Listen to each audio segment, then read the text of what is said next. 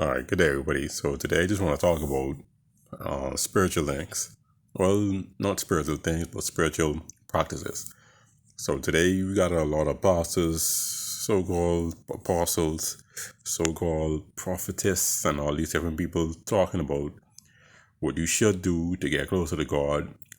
Saying what God is saying all these different things, saying you to do this, start the next thing. But at the end of the day, I just want to encourage everybody to be careful.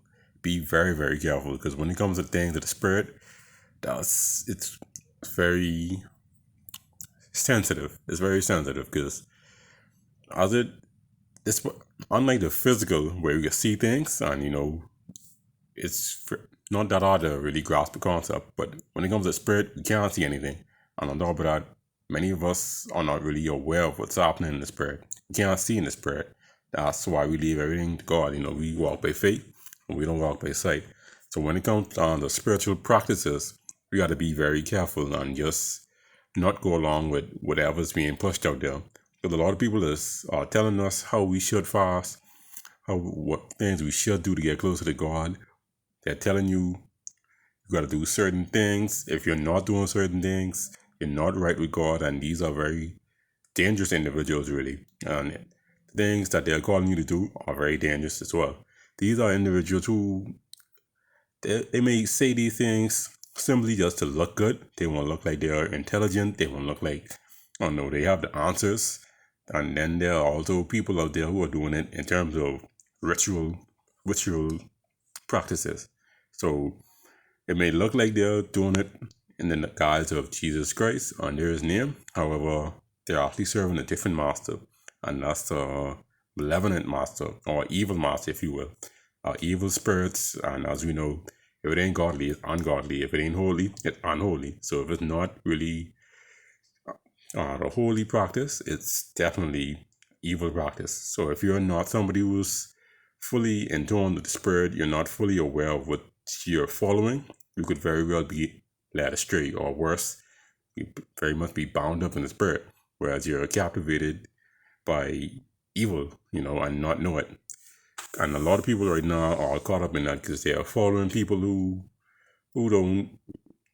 Well, they may know what they're saying. It's just that the individual doesn't know what they're saying, so they're just following it.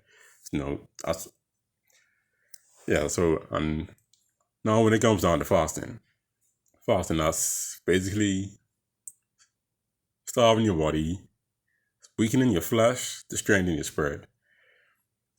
You can't. Well, I shouldn't say you can't, but you got to be careful with how you allow people to push you into fasting, really. Because a lot of people have their way of fasting. They pre it up, they say this, they say that. You got churches who stated that they want to have a fast. Well, they want the whole church to fast together.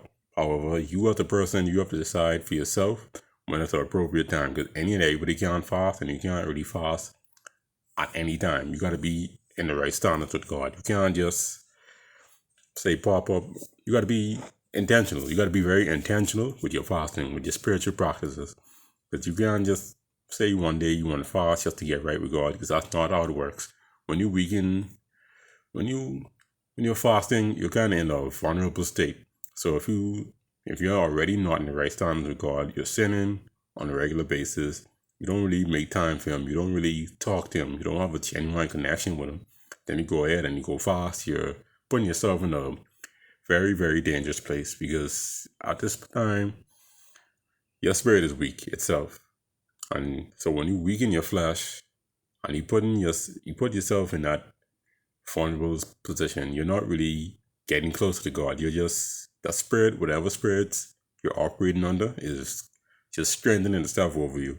That's why you gotta be, you gotta know what you're doing. You gotta know where your standings are, because at the end of the day, it's always a spiritual war. Doesn't matter where you go, spiritual spirits will be attacking you. So if you're already not in the right stands with God, and that means those spirits, whatever spirits they may be, you may be entangled with, they're just right there waiting for the opportune time or the moment they can just come in. And the moment you put yourself to fast and you open yourself up, that's most likely the time they're going to strike, and they're going to basically bound you in that spirit. So that's why, and see, when it comes down to being bound, it doesn't necessarily mean that you're gonna fall right into temptation. It's more like a mind thing, whereas they can captivate your mind, they can infiltrate your thought life, that is, and you wouldn't realize it because these things happen in a subtle manner. The enemy is very subtle, and that's why really true is it makes them so dangerous. So basically, trying to summarize everything they said, be intentional with your spiritual practices. Don't follow any and everybody, because some people out there are working for the devil. They're not, they're not really children of God. They're just doing the devil's work. Whereas leading as many people astray as they can. And that's why as fancy as it seems, you really shouldn't follow it. Doesn't matter how good it sounds. You got to know where you stand with the Lord. You got to know where your spirit is. Where if you're right, if you're truly prepared to fast, you got to be intentional. Like I said it a couple times before. You got to know. When to fast. You got to, I guess, get your spiritual life sorted out. So my main point, or the main goal for this video really was to just say, be careful with your spiritual practices. Don't fast just for the sake of fasting. Don't follow people's practices. Your church states, or you may have a group of believers you're in, say that they want to fast and you don't feel you're in the right standing to do so, opt out. Yes, fasting is also a tool to battle, say spirits, but at the same time, you gotta make sure you're in the right standings as well, as I constantly say. So don't just jump in it just to say you did it. So yeah, that's pretty much it. Yeah, so keep praying, keep reading your Bible. Try your best to stay away from all sorts of ungodly stuff. I know it ain't easy, especially in the society. We all fall into temptation. We all fall into sin. We all can find ourselves straying at times, but at the same time, it's about the intentions of your heart and where your mind truly is. Once you can get somewhat clean your mind by staying away from certain things, certain bad things, whether it be movies, music, people, various different things. Once you can abstain from them, the mind battle will become a lot easier. And before you know it, over time, things will just become less and less of a burden on your spirit. And it's almost like it becomes a bit easier to battle or easier to fight in a way.